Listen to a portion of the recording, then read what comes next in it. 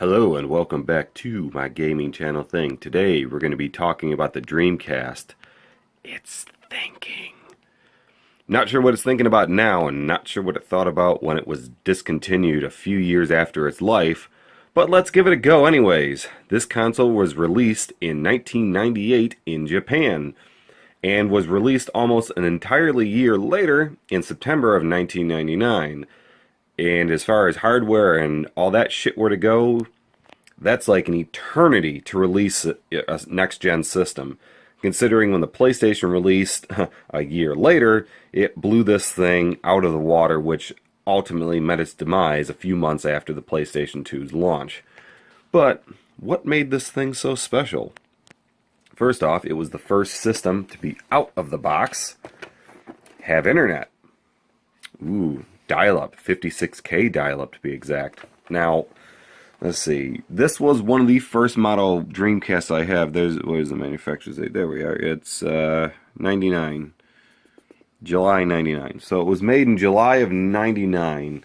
So this is one of the first US production releases that was for the Dreamcast. I believe my mother got this for me on launch day, which was 9/9/99, which is pretty cool. But as far as the Dreamcast go for itself, that was the big thing, that it was pretty much right out of the box. You can jump on the internet. And the good news about it was you could actually take this thing out, which meant it was removable, which means at some point you could add broadband to it. But as far as I'm aware, I know they sell them, but as far as I was aware, there was never really a broadband one made outside of Japan, because by the time broadband really started to take off, it was already basically the system was already discontinued in the US.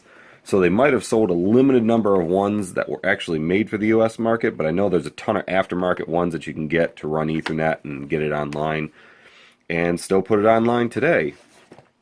But when their marketing says the Dreamcast, it's thinking, they're not far from the truth, because when you start this thing up, it sounds like it's gonna fucking take off, and it sounds like a fucking jet. First thing you hear is a fan which winds up. Sounds like a fucking jet. It's like, yes! Now you're working with power when you hear that. Nowadays, it's really fucking annoying. It's like, Jesus Christ, turn that CPU fan down. But then again, earlier PlayStation 2 models sounded the exact same way, though this being a little more compact made it a hell of a lot noisier, in my opinion. But this played CDs, but it did not play, but the games themselves were not on CDs. They were on something called GDIs. Basically, it was Sega's proprietary thing to thwart, I should say, piracy. But in an accidental release, someone over in the UK had a cheat code thing that you could put in there. Then you put your game in, but they inadvertently developed what they call the loader, which means you can load any CD-ROM in there that was running a Dreamcast ISO.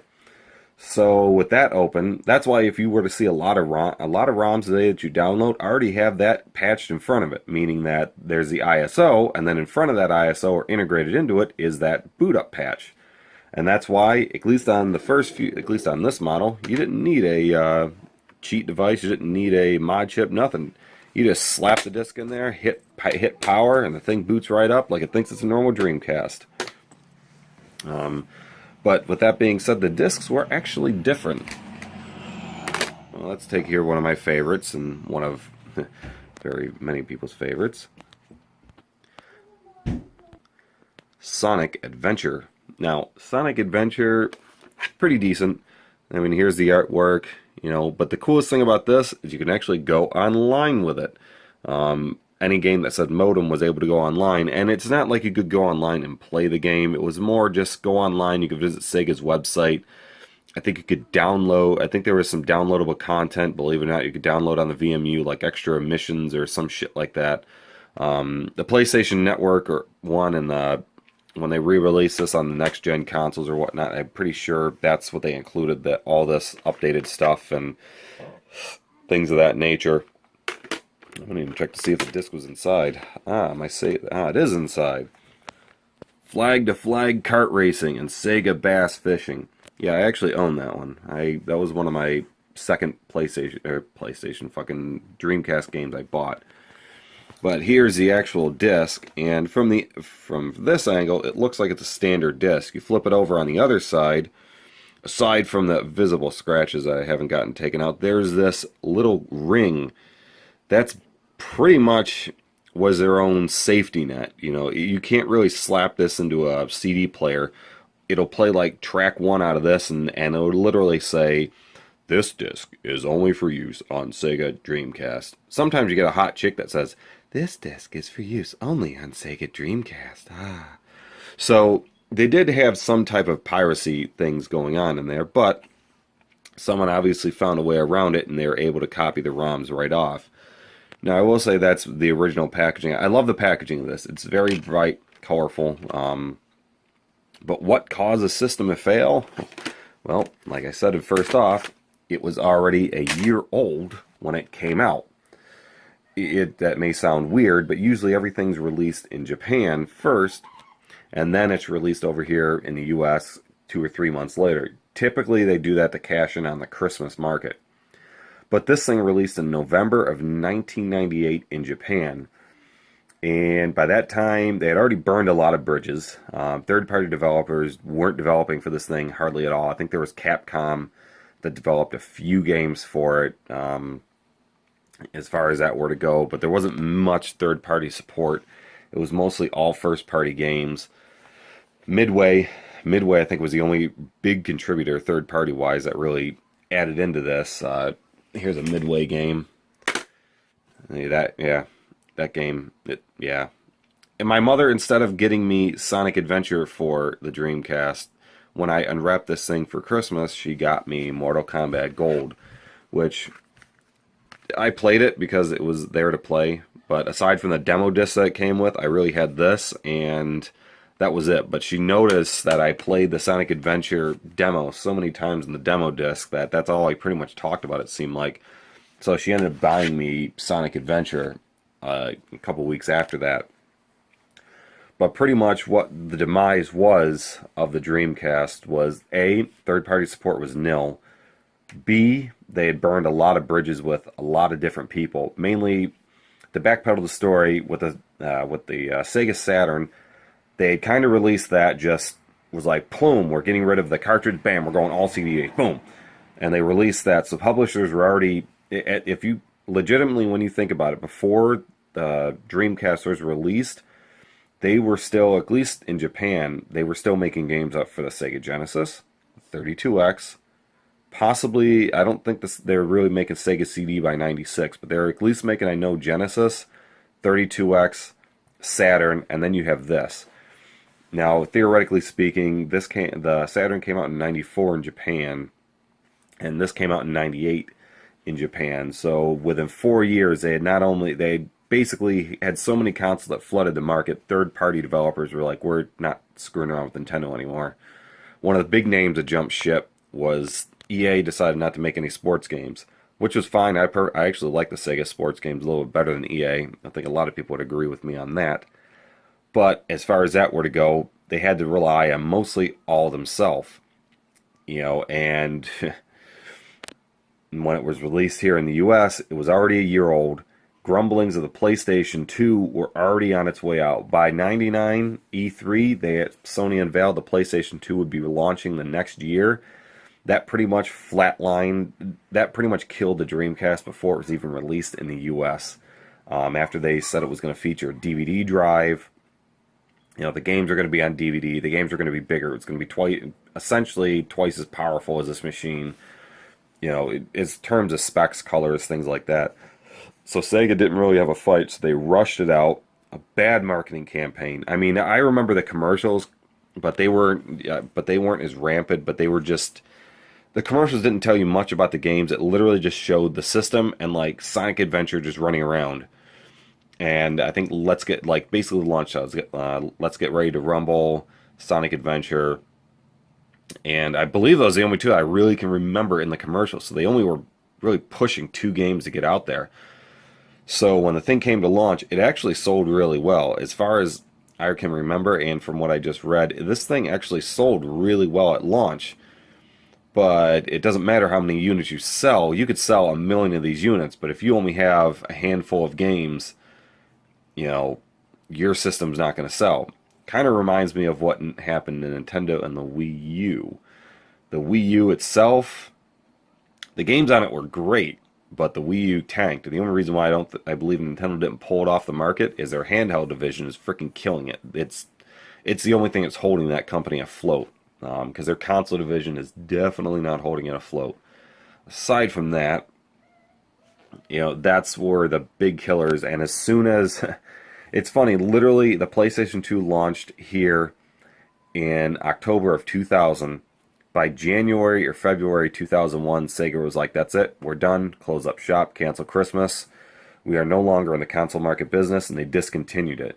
It wasn't after a late game push where they came out with the black Dreamcast that was called the Sports Edition. As far as I'm aware, there's nothing really different about it other than the black casing. I think there were some other colored cases as well, I believe. I think there might have been green or some shit like that. Maybe I'm just thinking of aftermarket things I've seen. But I know for a fact there was black, and it said, where it had Dreamcast, it said Sega Sports on it. Or it said like Sega right here, Sega Sports or some shit. They were pushing that as the online portion of it. Yeah. So as far as that were to go. But I mean, the console itself did feature what Nintendo 64 had, 4 ports. And it actually included a small version of Windows CE.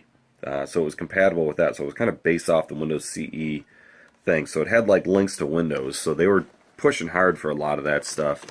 Obviously there's the modem. There's your AV output. There's a serial thing that they never really used, but people have modded it nowadays to where you can put like a thumb drive in there, or you can convert a thumb drive and basically run a lot of games off SD cards. And it has your nice standard built-in power supply.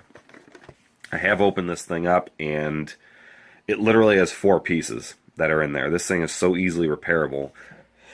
Saying that, this thing's also really, really cheap. And I don't mean that as far as cheap hardware. I mean that in just the general sense. Nobody wants these things. I went to my local mom and pop store and just floated them if they even wanted a Dreamcast. They told me no. They wouldn't give me anything for it. They wouldn't even take it. And they wouldn't even take it if I tried giving it to them.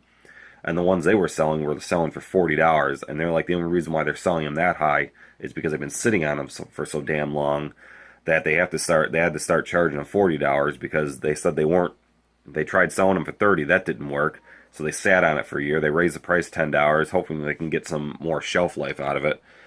And as far as that were to go, they had no games. No one cares for the games because you can pirate these games, it seems like, so easily.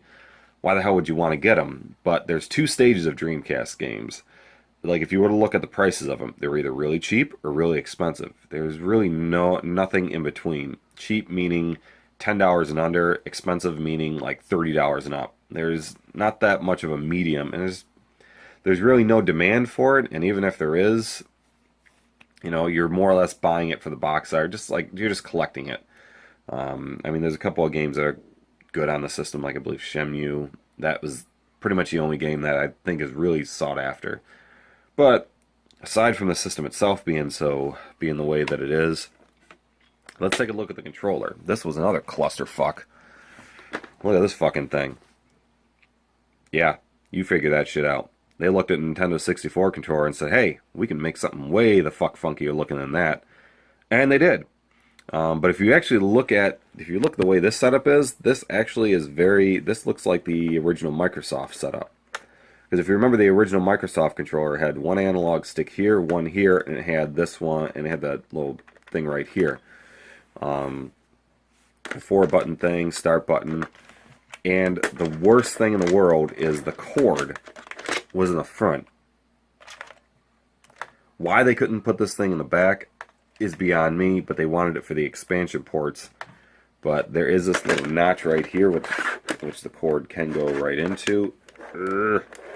Get in there. Bam. Boom. Now, they did have some innovative things, like the VMU. I have since lost the cover to this. It has been many, many years. But this is the VMU. The idea was you could do saves like for Sonic Adventure, you could play the Chow game on the go.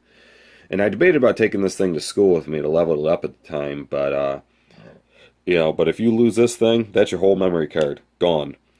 Biggest thing about this, battery life. And if you've ever started up a Dreamcast and you hear a beep, that's because you have this thing in it. That basically meant your batteries were toast and the thing was restarting. It doesn't delete any of your saves, but as far as that were to go, you don't even have to play with this thing. You just unplug it and the battery goes, "We're gonna die now." This thing was a battery eater. I would probably replaced the batteries in this thing like 2 or 3 times and said, "Fuck it." And this was in like the first 6 months. I replaced them 2 or 3 times and I was like, I'm not doing it again. So I haven't actually really turned this on and actually played with it in probably about 12 years. So I mean, I kind of gave up on it, but they conveniently tell you how many you need. You need 2 of them and all that fun stuff like that. But it was nice to be able to do it, go on the go, and when you're playing, you get to see a little, it's like this. You see the little display, you see a little guy, your character, just kind of interactive. Now the PlayStation had something very similar to it, though they never released it here in the US. They were going to in the very early stages of '99, and then they scrapped it. For what it's worth, for whatever reason, I'm not sure if they didn't want to confuse the US market base because the Dreamcast was launching it. I'm not sure what their idea of why they decided to scrap it in the US, but they did release it over in Japan. I'm sure you can see them. Like Final Fantasy VIII is, I think, the only US release game that is compatible with their memory card that has a screen. Because they were going to release it, and then they were just like, no. And that was it. That was the end. So as far as that were to go, tough luck. But I mean, as far as this were to go, it was a neat idea, except battery life was killer. And let's face it, not too many people that I knew even use these things outside of, the screen of just looking down and saving games. I mean, they were making aftermarket ones that had no screen on it, that had like 5 times the space. I think people were going for that. But not only that, this also took another page from Nintendo's idea and gave you a Rumble Pack. The official Dreamcast Rumble Pack. Rumble in style. So, as far as that works, it's a standard Rumble Pack. Uses the same kind of connections as that. Yeah, that basically is a USB port. Oh yeah, and that was the other neat idea, is you could actually take 2 VMUs and stick them together. That was the initial idea, and then you can like link them. So I believe if I really wanted to, I could do this. Yes. Oh wait, nope, I can't. They put that little notch there, so you can't. I never really thought about doing that, but oh wait, no. It goes like this. No. I think the VMUs are designed differently, or what have not, but this has a little notch where I guess you can't plug it into the VMU. But that was the other thing, is you could link the 2 VMUs together. Yeah, get you back in there.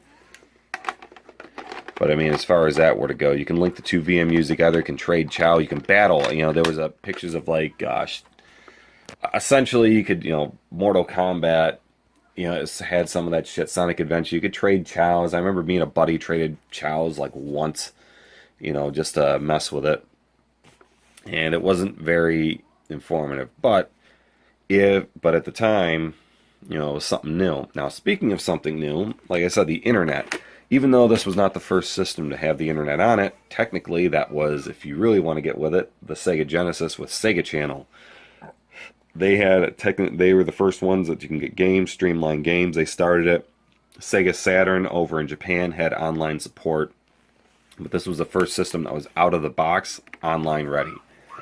But you couldn't just go online. The application was built into it.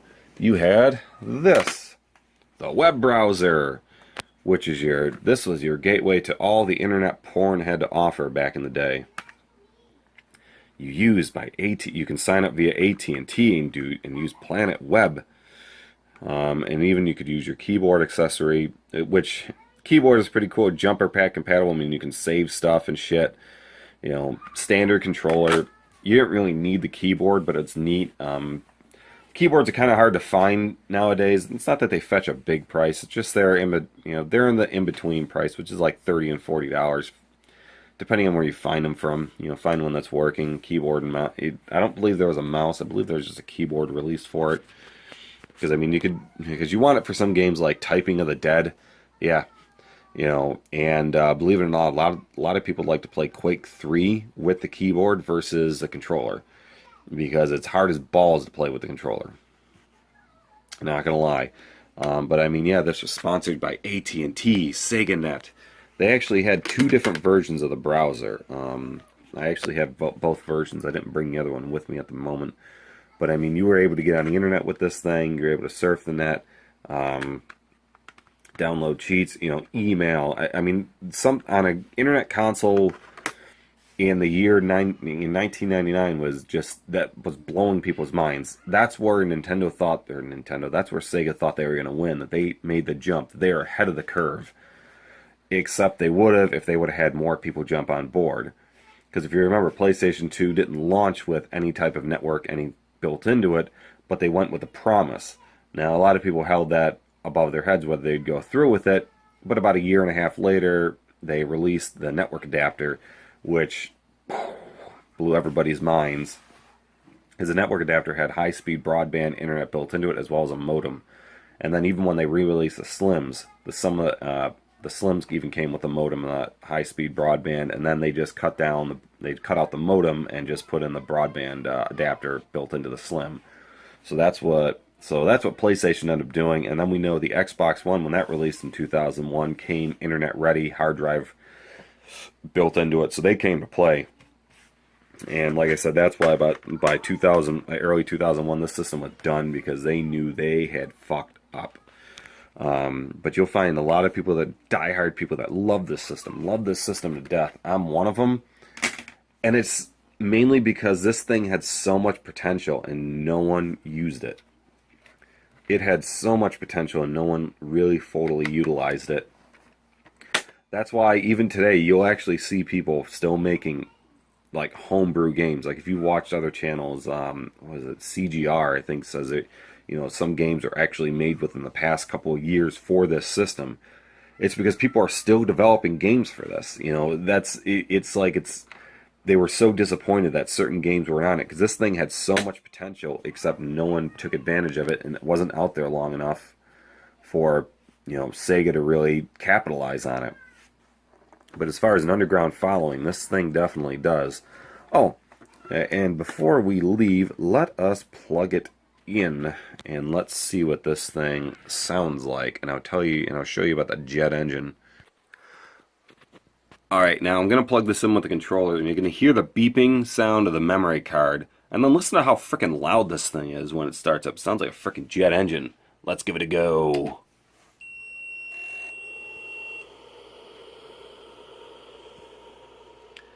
It literally, like when they say it's Sega Dreamcast, it's thinking. It literally sounds like it. It literally sounds like it's thinking. I'm pretty sure my COM battery is dead. And, see, there's a little display. That's just the main menu telling me basically, hey, dumbass, COM battery's dead. You're at the main menu. Because I didn't input a game or anything like that. Little red light indicates that it's on. I didn't put a game in there. As far as that were to go. Maybe at some point I'll review some other games. I know I did NFL 2K because I thought it was fun. But aside from that, that was basically the Sega Dreamcast in a nutshell. Thank you very much for watching, and have a good day. Power off. Sega Dreamcast. It's no longer.